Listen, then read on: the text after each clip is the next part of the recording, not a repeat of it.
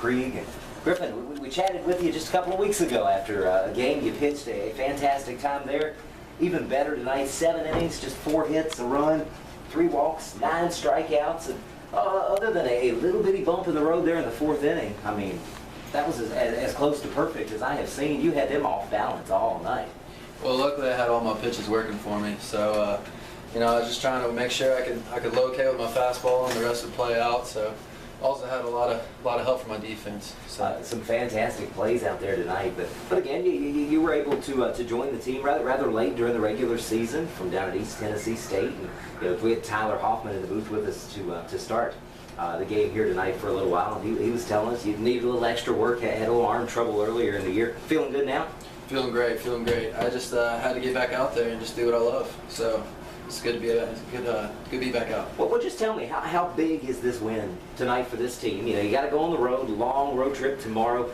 As I was telling Chris a few minutes ago, certainly didn't want to go down 0-1 and then have to make the road trip. No, that's always tough, especially for momentum. So it's good for the community, good for the team, just the guys. Just a good overall win. So we needed it. Tell me about these guys. I've had the chance to get to know them throughout the season. We're 46, 47 games in, somewhere there now. And are you guys as tight-knit as it appears from up here?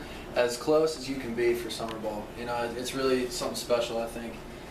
Just the way they welcomed me when I got here, because I was late. And, I've just been nothing but happy ever since I stepped on the field every day. So just really blessed to be here and all the guys, just really make it fun. I know Coach DJ couldn't have asked for a better outing. Again, 7 innings of work, the winning pitcher tonight in Game 1 of the championship series. Best of luck tomorrow night with Game 2, and bring home the championship here to Waynesboro. Let's do it. Thank you very much. That's winning pitcher Griffin Krieg tonight. Again, 7 innings of work, 4 hits, a run, 3 walks, and 9 strikeouts. And this gentleman we've had the opportunity to speak with so many times throughout the season, Mike Marcinko. Mike, tell me about the bases loaded 3-run double out there. Up here in the booth, we were just waiting for it. I don't know, just had the feeling it was going to happen.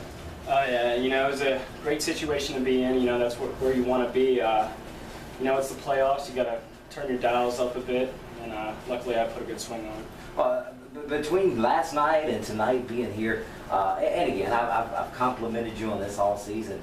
Defense was amazing. There were a couple of plays that you didn't even quite come up with that we were just amazed tonight. That there was a play in the hole that shouldn't have been close at first, and there was one that I'm not sure how you jumped that high to try to catch that ball. That's got to feel good for the pitchers like that, for Krieg and the rest of the staff to know they've got you or that right side or left side of the infield is amazing.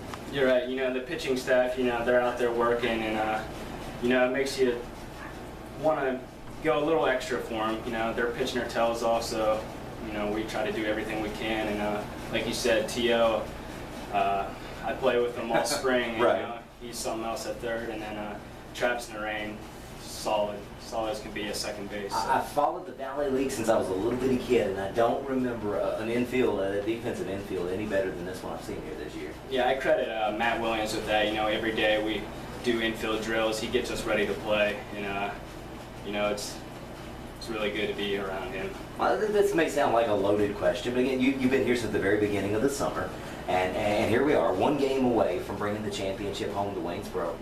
How do you feel now? This is what we're here for. We break it down on 1. We said that in the very beginning of the year that we wanted to be the last team left, and now it's here. Let's do it. Well, I tell you what, certainly want to wish you the best of luck in Charlestown tomorrow. Mike Marcinko, thank you. Great season, and I've appreciated all your kindness. Thank you very much. Thank you. And then head coach DJ King will make his way over here. He enjoys playing with the camera as he's here in the booth as well. Coach, 11-1. That is the closest 11-1 game I think I've ever seen, though. Yeah, that was nerve-wracking at first. We got 3 early, and they came back and put 1 up, and if you were here before the game and watched their batting practice, man, those guys were hitting balls in the neighborhood across the street. Right, so, yeah. You're always a little hesitant, to sit back and take a deep breath and say the game's in the clear, but we got a great job, all around, put a complete game together, and luckily jumped out on top and silence those bats a little bit. Well, I came out and chatted with you at the very, very beginning of the playoffs, and we did an interview for my radio show, and we talked about it, and we talked about the pitching staff. And of course, you had Jeff Shank and Williamson ready to pitch. They had been strong all season long. But these last two nights, you had Doherty last night, you got Krieg over here tonight. You've gotten it from everywhere this year. Yeah, we were hoping to win that second game with Covington. Right. And Doherty would have gone tonight, Krieg tomorrow, and we got stretched a little bit and had to throw Doherty last night. He did a heck of a job. How about this? He went 8 innings last night, and we found out today he's had mono. Oh my So goodness. the job that guy did last night, and then Krieg stepping up in game 1 tonight, he knew either way it was going to be a big game for us, and his job that he did, his performance tonight really set the tempo. So I tell you, like I said, he had the batters off balance. I mean, when you can hold this Charlestown team to 6 hits on the night, that's pretty amazing. And again, he only allowed 4 of those in the first 7 innings. So. Yeah, that's pretty good. And speaking of the defense out there tonight as well, that's something, again, zeros on the board from the error mark. What a great season. The playoffs have been almost perfect for you guys. Yeah, when you look at the makeup of this team, it's pitching and defense, and our offense struggled early, and we talked quite a bit. Get out hit, but we somehow outscore them. But our pitching and defense has been the foundation. And when you watch those guys fill ground balls and make plays that aren't routine, and they make them look routine, it's incredible. And that's what gets us wins on the board. And even in tonight, you had an 11-1 lead out there. They took nothing for granted until that last out came. No, and like I've said all along, and like Cinco said, it's a credit to our assistant coaches and the job they do preparing these guys, and they don't take a pitch off defensively, and that's what's fun to watch for me. I got asked yesterday, what's the biggest difference between the beginning of the season and this point in the season? And for me, it's the baseball IQ level. Right. And I think our guys, an intellectual group of guys, they love the mental side of the game. And when you get a Oris or a Marcinko in the rain, they've learned and wanted to learn and took the information that our assistants have given, and they put it in their game. And what it's done is it's slowed the game down and allows them to play at a faster pace. So, well, what could very well be our last broadcast from here in Waynesboro. In fact, it's going to be my last one anyway. I can't be here if you guys are back on Wednesday. Talk a little bit about Matt Williams and Josh Tutwiler. We haven't had the opportunity to speak with them throughout the year, but before the games, I sat up here and talked to both of them quite a bit. And, talk about baseball IQ. They're some of the smartest guys, baseball-wise, that I know. Well, Josh, he's a local guy, and when I got the job, they called me about him, and I said, well, let me call and talk to him. And I talked to him one time, and we were on the same page as far as the game goes and how we like to see the game played. And I told him, I said, coach at third years, and we switched it up a little bit in the middle of the season to get Matt some time at third base, but the game that guy calls at third base is incredible. Right. It's a standard game. He'll open up the running game a little bit, but he does a great job of controlling that third base box, and the work that he's done with the catchers, and I just can't say enough about him. He works a job in the morning, drives from Harrisonburg to Waynesboro. That's not a short drive to make every day, and the hours that he's put in, I'm really appreciative. Matt Williams, man, that guy played for me. First guy I called when I got the job, and he is the heart and soul of this team. He's the heartbeat, man. He's just nonstop, and we joke with him. What do you take in the mornings?